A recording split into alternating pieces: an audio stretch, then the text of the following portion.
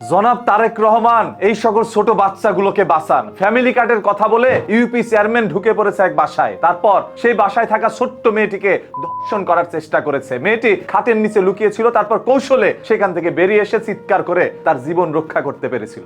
Otherwise ওই UP chairman তার ইজ্জত হরণ করে দিত। মা কাজের সূত্রে বাসা থেকে বাইরে গিয়েছে এবং বাবা তার বড় মেয়েকে নিয়ে হসপিটালে গিয়েছে চিকিৎসা দেওয়ার জন্য। বাসায় ছিল ছোট্ট একটি মেয়ে যার বয়স মাত্র 15 বছর। সেই বাসার মধ্যে ইউপি চেয়ারম্যান চলে আসে, এসে বলে তোমার আইডি কার্ড নিয়ে আসো, আমরা তোমাদেরকে ফ্যামিলি কার্ড দিব। সেই মেয়েটি আইডি কার্ড নিয়ে আসলে জিজ্ঞেস করে তোমার পরিবারের সদস্য কে কে রয়েছে। বলে আমার বাবা মা রয়েছে, আমার বড় বোন রয়েছে, তারা কেউ এখন বাসায় নাই, সবাই অন্য জায়গায় চলে গিয়েছে। এরপরে সেই ইউপি চেয়ারম্যানের এন্টিনায় সিগন্যাল চলে আসে। সে আর নিজেকে কন্ট্রোল করতে না পেরে সেই ছোট্ট মেয়েটিকেই করার চেষ্টা করে। এরপর সেই মেয়েটি দৌড়ে খাটের নিচে লুকিয়ে থাকে। ইউপি চেয়ারম্যান ঘরের মধ্যে ঢুকে সব জায়গায় খোঁজাখুঁজি করেও সে মেয়েটিকে খুঁজে পায়নি। কৌশলে মেয়েটি ঘর থেকে বের হওয়ার পর চিৎকার করে, আর সেই চিৎকার শুনে এলাকাবাসী একত্রে হয়ে যায়। ইউপি চেয়ারম্যান ঘটনাস্থল থেকে চলে যায়। এর পরবর্তীতে রাতের বেলা বাবা মা যখন বাসায় আসে, সব ঘটনা বাবা মাকে খুলে বলে মেয়ে। তারপর সেই ইউপি চেয়ারম্যানের বিরুদ্ধে থানায় একটি অভিযোগ করে তার বাবা। আর এই কথা শুনে ইউপি চেয়ারম্যান আবার বলে তোমাদেরকে দেখে নিব,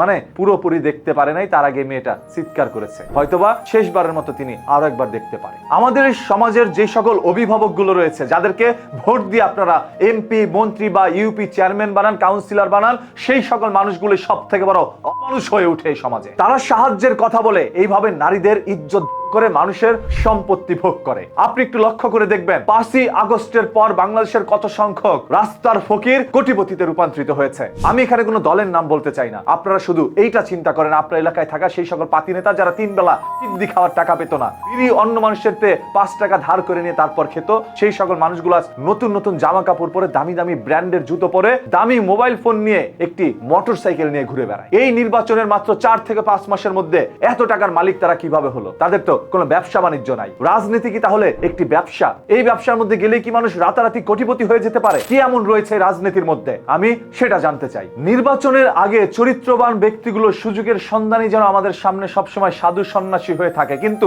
সুযোগ পেলে তাদের আসল চরিত্রটি দেখা যায়। এই যে আজ যে চেয়ারম্যান একটি ছোট্ট 15 বছরের মেয়েকে করার চেষ্টা করেছে, সেই চেয়ারম্যানের কি এতটুকু কমন সেন্স নাই যে সে তার নাতির বয়সী, তাকে ঘরে একা পেয়ে তার সাথে এ ধরনের চেষ্টা চালিয়েছে? এই ফ্যামিলি কার্ডের কথা বলে অসংখ্য মানুষ এইভাবে মানুষের ইজ্জত হরণ করার চেষ্টা করছে। জনাব তারেক রহমানকে দিয়ে ভিডিওটা এই জন্যই শুরু করলাম, এদেরকে একটু থামান। আদারওয়াইজ দেখবেন জনগণই একসময় আর নিজেকে থামাতে পারবে না। এই জনগণ শিখে গিয়েছে কিভাবে প্রতিবাদ করতে হয়। আমরা চাই না সরকারের পতন হোক, আমরা চাই এই সরকার থেকেই দেশটাকে নিয়ন্ত্রণ করুক, জনগণকে ভালো রাখুক। সরকার যেন জনগণের হয়, তার দলের নেতাকর্মীর নয়। আপনারা যদি প্রতিবাদ করতে চান তাহলে ভিডিওটি শেয়ার করে দেন, আর এই চ্যানেলটাকে এখনই ফলো করে রাখেন। কথা দিচ্ছে মাটির নিচ থেকে লুকোনো সত্য বের করে উন্মোচন করবো আপনাদের সামনে। মৃত্যু অনিবার্য, তাই মৃত্যুকে ভয় নয়, আসুন সত্যের জয়ের জন্যই সংগ্রাম চালাই। আর সেই সকল ঘটনা দুর্ঘটনা দেখার জন্য চোখ রাখুন নিউজ টিভি।